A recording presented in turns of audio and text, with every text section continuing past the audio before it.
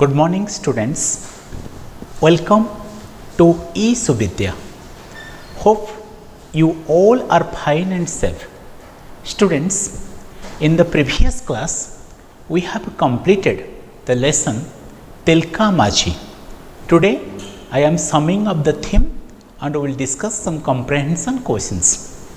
Students, about 2 centuries ago from now, or about more than 200 years ago from now, a tribal, a Santal from the Bhagalpur took up arms or took up a revolt against the British Empire when hardly anybody in India thought about revolting against the British. And at last he sacrificed his life for the freedom movement of India. The Britishers hanged him from a tree.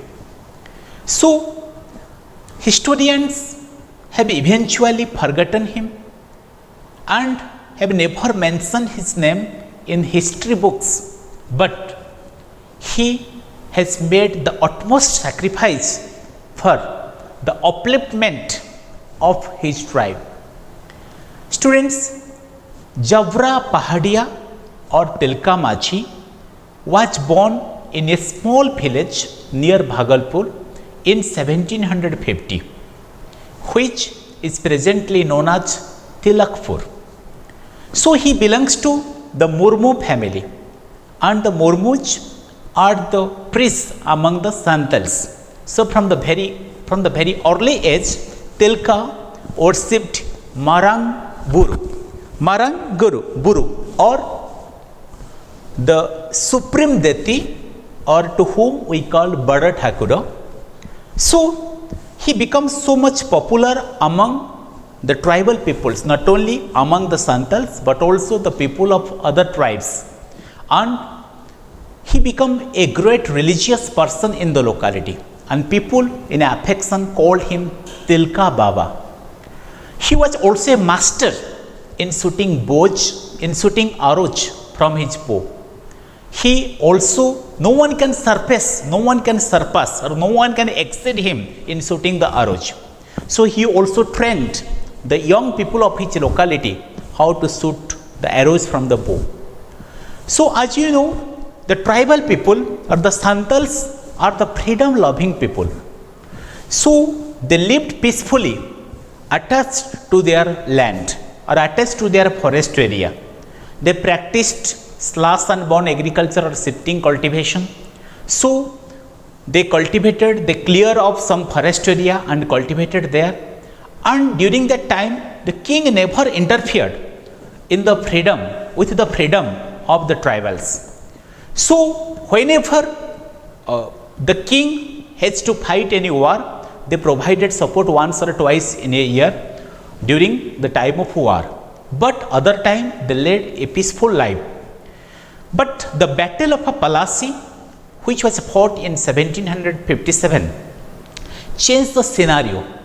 So now, after the Battle of Palasi, as you know, when Sirajuddaulah was defeated in the battle, the Nawab of Bengal Sirajuddaulah was defeated by the British forces led by Robert Clive. So now the Bengal, Bihar and Odisha came under the control of the British government. So now Bhagalpur also came under the control of the British government. So now the king was forced to pay heavy amount of taxes to the British government. And when the king was forced to pay heavy amount of taxes to the British government, now the king has to ultimately collect these taxes from the tribals.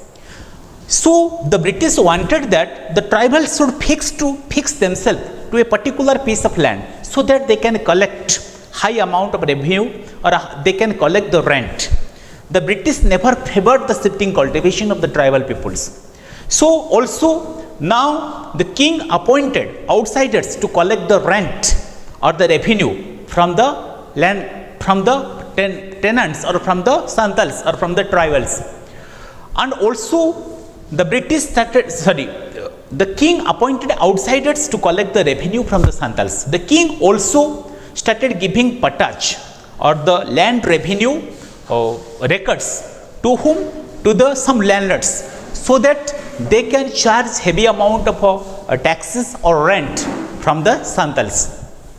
So when the king started charging heavy amount of taxes, or the landlords started charging heavy amount of taxes from the landlords, then from the tenants or from the Santals, then ultimately they are unable to pay the taxes. So they have to suffer greatly because of this. So now Tilka did not like this.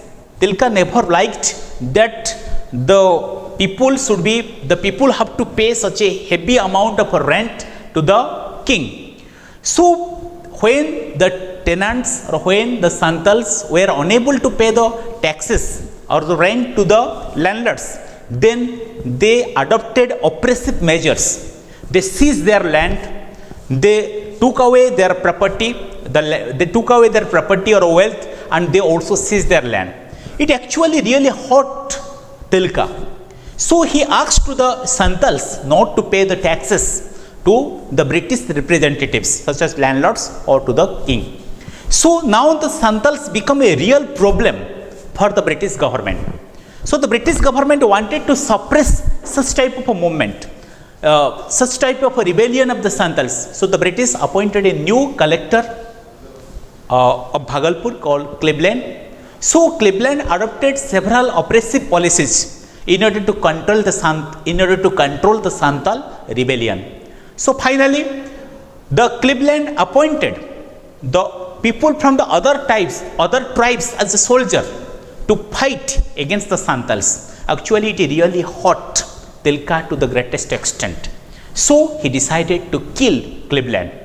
So he got the opportunity on 23rd January 1784. On 23rd January 1784, when the British collector of Bhagalpur, Cleveland, was going to his house riding a horse, then Tilka shot an arrow from a distance and killed Cleveland. The death of Cleveland started spreading just like a wildfire in the Bhagalpur region. So now the British wanted to suppress the rebellion. Now the British brought more soldiers and weapons to control the rebellion. So Tilka and his followers fought against the British for about a year. But at last, suddenly the British forces attacked Tilka and his followers, and Tilka was arrested. After his arrest, he was mercilessly, very cruelly beaten by the British policemen and British soldiers, and his hands tied to horse, and he was dragged all over the Bhagalpur town. But the brave heart never died. So now the British hanged Tilka from a tree. Now this place where Tilka was hanged, called the Tilka Chak. So students, this is how ended the life of the great matriarch Tilka Machi. So history has eventually forgotten him, but whenever any eminent person visits Bhagalpur, they pay their respect to Tilka Machi. In 1969, Simanta Gandhi or Khan Abdul Ghaffar Khan, who is known as the Frontier Gandhi, Simanta Gandhi or Frontier Gandhi, Khan Abdul Ghaffar Khan visited Tilka Chowk to pay his respect to the great tribal leader who achieved martyrdom or who became a great martyr in the freedom movement. So this is how Jabra Pahadia or Tilka Machi played an eminent role in the freedom movement of India. Students, as we have discussed in this chapter, the tribal people are generally peace-loving people. The tribal people regard the land as spiritual asset. They not only use the land they not only think that land is a way of survival, is a means of survival, but they think this is a spiritual asset that has been transferred to them by their ancestors or by their forefathers. So they are very much attached with their land. But the oppressive policy of the British government during that time wanted or forced the tribals to leave their land. In 1884, the British launched a forest policy. According to forest policy, some areas were declared as a reserve forest. During that time, the British wanted to lay the railway lines, and for this they require high quality of timbers for making the railway sleepers. So they declared some areas as reserve forests, and the tribal people who were dependent on minor forest produce for their survival, they are dependent upon the forest area for their survival, they were denied the permission to enter into the forest area. So they were also not permitted to leave their domestic animals to the forest area. So this is how the British exploited the tribal people. So whenever, as I have told you, the tribal people regard the land as a spiritual asset. I can give you one example. Students, you may have heard about Niyamgir. Niyamgir is a hilly region located in the Kalahandi and Rayagada district of Odisha. And it is famous for an ethnic community, an indigenous group called the Dongaria Kondhaj. Niyamgir, located in the regions of Rayagada and also in the regions of Kalahandi and Rayagada, it is known for the Dongaria Kondhaj. And Dongaria Kondhaj regard Niyamgir as a spiritual asset. But when the government gave the mining right to Vedant Alumina or Vedant Aluminium Company, then the tribal people of that area protested without taking the permission or without taking the tribal people into confidence. When the government gave this land to a company or a multinational company, Vedant Alumina, you know, aluminium is extracted from a mineral called bauxite, and maximum bauxite of India is reserved in these areas or is found in these regions. So when this company or Vedant Alumina took the right of extracting the minerals, then the people opposed this such type of the people opposed it. At last, the Supreme Court of India came to the help of the tribal people, and the Supreme Court of India gave the permission. The pass an order, Supreme Court of India passed an order that taking the tribal people into confidence, the government should take the tribal people into confidence before giving this area or giving this particular region for mining purposes to a multinational company. So now presently the Gram Sabha has to give the permission to before giving this right to any company, it must be ratified by the Gram Sabha of this particular locality, or Gram Sabha must give permission for giving the mining right to a particular company. So now presently the government has also won the faith of the people. Now the government has taken several measures in order to win the confidence of the tribal people or the Dongaria Kondhaj, so that it can be, this area can be used for the economical development of our country. So students, today we have discussed the chapter Tilka Machi. Let's discuss a few questions, comprehension questions. First question is, where and when Tilka Machi born? As you know students, Tilka Machi was born near Bhagalpur, a small village which is presently named as Tilakpur in 1750. Tilka Machi was born in a small village named Tilakpur in 1750. What did he teach to the young men of the village? Tilka taught shooting arrows to the young men of his village. Next question, who became the ruler of the land after the Battle of Plassey? As you know students, after the Battle of Plassey, the Britishers become the ruler of the land.